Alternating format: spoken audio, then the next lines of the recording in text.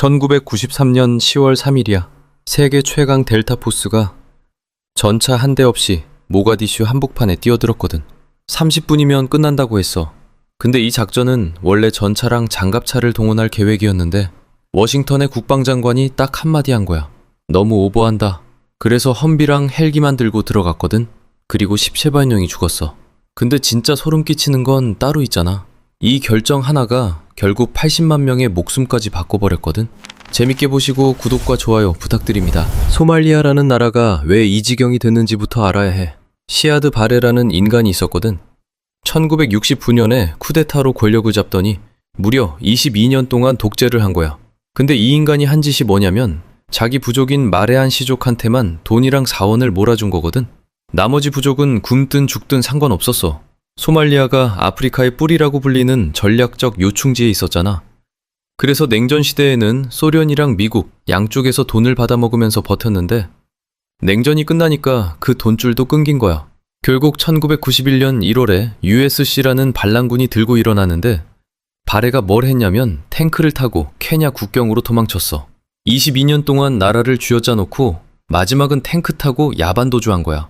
독재는 이렇게 끝났는데 문제는 그 뒤에 남은 게 아무것도 없었다는 거거든.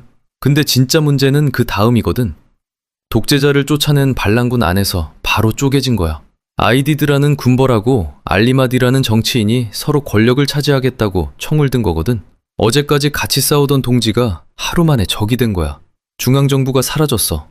경찰도 없고 법원도 없고 소말리아 전체가 무정부 상태에 빠진 거야.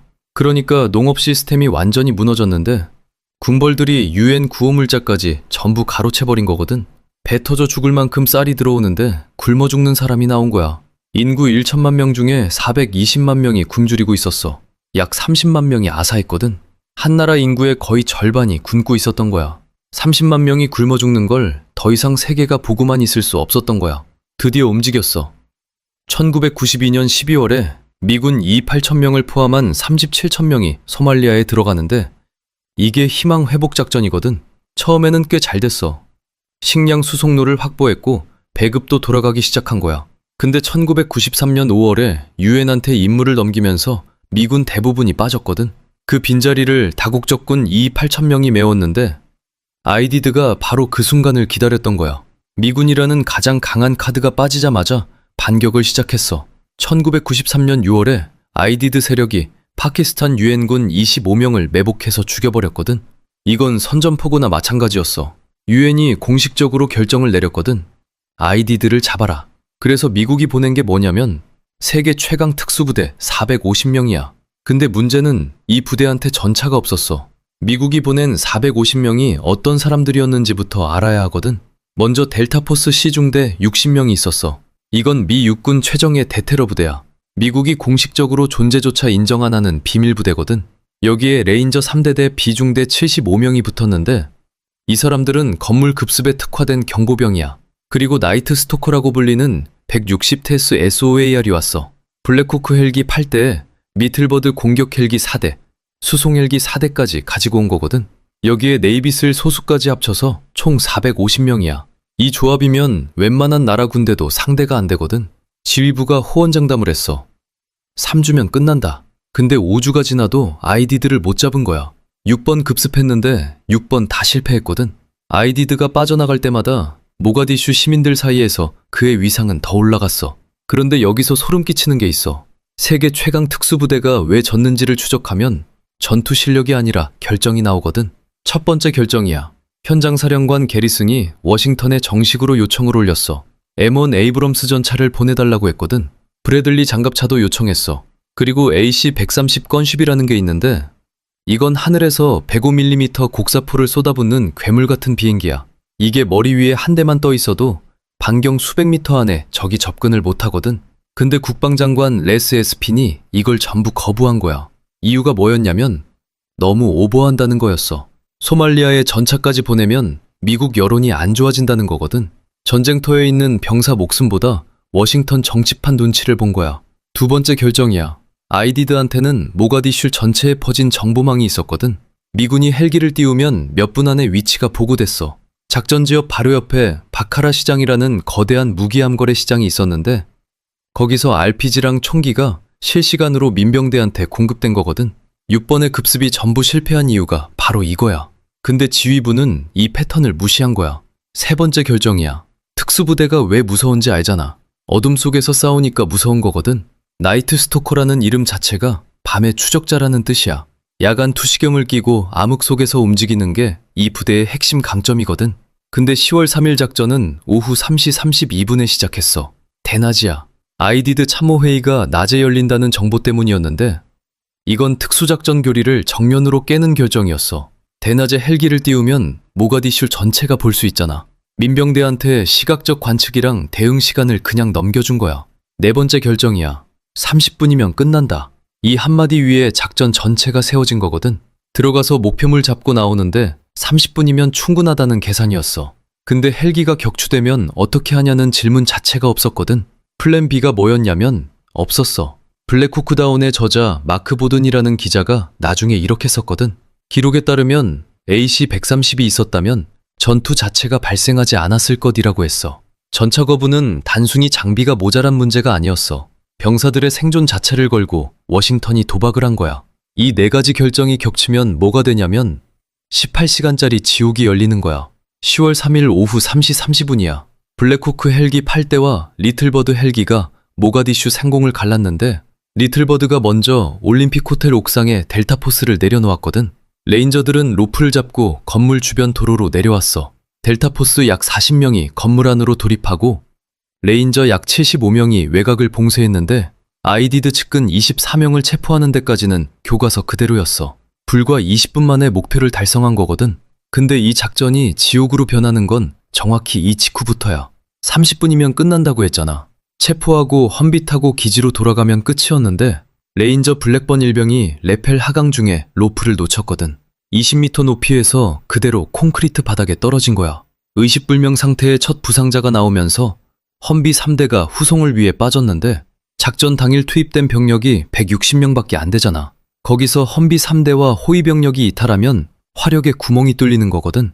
이게 전력 분산의 시작이었어. 그 사이에 아이디드의 정보망이 가동됐는데 헬기가 이 무전이 발신된 순간 30분짜리 작전 계획이 통째로 무너졌는데 플랜 B가 없었잖아. 헬기가 떨어지면 어떻게 한다는 매뉴얼 자체가 없었던 거야. 추락지를 내버려둘 수는 없었거든. 조종사 시신과 생존자가 있으니까 레인저와 델타포스 약 90명이 추락지 주변으로 집결한 거야. 이 사람들이 그날 밤부터 다음날 새벽까지 그 자리에서 포위당한 채 싸웠어. 리틀버드 AH-6J가 기지와 추락지를 쉬지 않고 왕복하면서 탄약과 의료품을 던져줬는데 나이트 스토커는 포기하지 않는다는 부대 모토를 문자 그대로 증명한 거거든. 그런데 20분 뒤에 더 끔찍한 일이 벌어졌어. 슈퍼 64 블랙호크마저 RPG에 맞은 거야. 약 1마일 남서쪽에 추락했는데 조종사 듀란트는 척추 압박골절에 대퇴부 복합골절 상태로 겨우 숨만 붙어 있었거든. 뼈가 부러진 채로 잔해 속에 갇혀 있었어. 두 번째 추락이야. 1시간도 안 돼서 블랙호크 2대가 떨어진 거거든. 험비 호송대가 추락지로 달려갔는데 모가디슈 골목길은 미로 같았거든. 조부는 골목에서 방향을 잡지 못하고 45분 동안 헤맨 거야. RPG와 소총탄 세례를 받으면서 차량 절반이 박살났는데 험비는 방탄장갑이 거의 없는 차량이거든. 소총탄에도 뚫리고 RPG 파편에는 종이장이었어. 결국 아무도 구하지 못하고 기지로 돌아온 거잖아. 근데 여기서 이야기가 완전히 달라져. 슈퍼 62 헬기에서 저격 지원을 하던 델타포스 대원 2명이 있었거든. 게리 고든과 랜디 슈가트야. 이 두 사람이 듀란트 추락지를 상공에서 내려다보면서 무전을 쳤어. 추락지에 투입해달라. 지상에서 구출이 불가능하니까 헬기에서 내려보내달라는 거잖아. 추락지 주변에 소말리아 민병대 수백 명이 몰려들고 있었거든. 지휘부가 거절했어. 너무 위험하다는 거야. 두 번째 요청도 거절당했거든. 세 번째 요청에서 고든이 말한 거야. 허가해 주십시오. 그제야 승인이 떨어졌는데 추락지에서 약 100m 떨어진 곳에 착지한 거야. 두 사람이 잔해 속에서 듀란트를 끌어내고 근처에 방어진지를 구축했거든. 소총 2자루와 권총으로 밀려드는 민병대를 막았어. 탄약이 바닥나기 시작했는데도 물러서지 않았거든. 고든이 먼저 전사했어. 슈가트가 자기 권총을 듀란트한테 건네준 뒤에 쓰러졌는데 듀란트만 살아남아서 포로로 잡혀 11일 동안 억류된 거야. 고든과 슈가트는 베트남전 이후 최초로 명예훈장을 받았어. 두 사람 다 사후수훈이었거든. 3번 거절당하면서도 끝까지 요청해서 들어간 사람들인데 살아서 그 훈장을 받지 못했잖아. 근데 여기서 소름 끼치는 게 있어. 이 사람들을 구하러 온 건 미군이 아니었어. 10월 4일 새벽 2시야. 약 100대 규모의 구출 호송대가 출발했는데 이 호송대의 선두에 선 게 뭐였냐면 파키스탄군 M48 패튼 전차 4대였거든.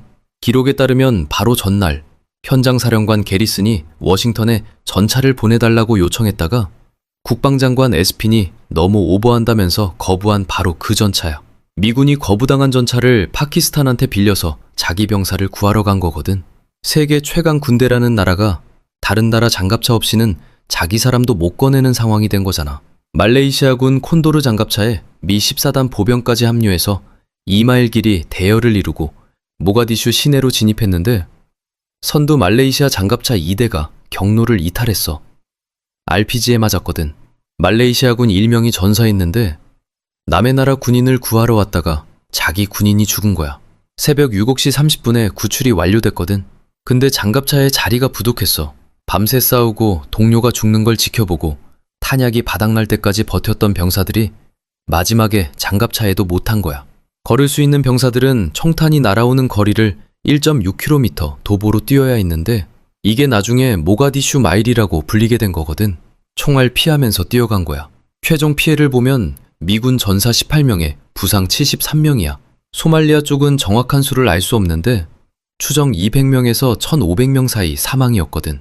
작전 목표인 아이디드 측근 체포는 성공했는데 정작 아이디드는 잡지 못했어. 전술적으로는 이겼는데 전략적으로는 완패한 거야. 30분이면 끝난다던 작전이 18시간짜리 지옥이 된 거거든. 그런데 진짜 끔찍한 건 그 다음이었어. 미군 전사자의 시신이 모가디슈 거리에 끌려다니는 장면이 CNN으로 전 세계에 생중계될 거거든. 이게 우연이 아니야.